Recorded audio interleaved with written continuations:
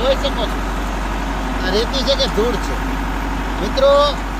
સ્વચ્છ રેતીની બદલે ધૂળ અને ભરડિયાની ભૂકી વાપરવામાં આવતી હોય એવું સામે આવ્યું છે.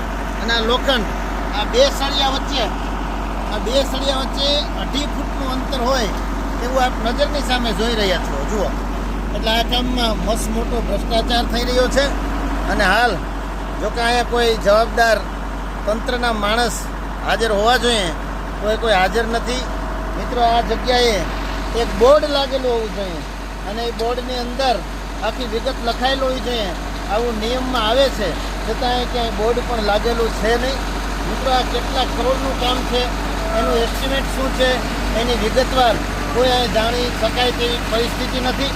એથી વધારે કહીએ તો અહીંયા કોન્ટ્રાક્ટરનો માણસ કોઈ હાજર નથી. મિત્રો અહીંયા સરકારી કર્મચારી કોઈ હાજર નથી.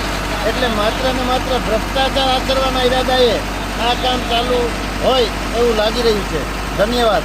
કેમેરામેન કનુભાઈ ચાંદપા સાથે રામજીભાઈ ચાવડા, ગીર સોમનાથ.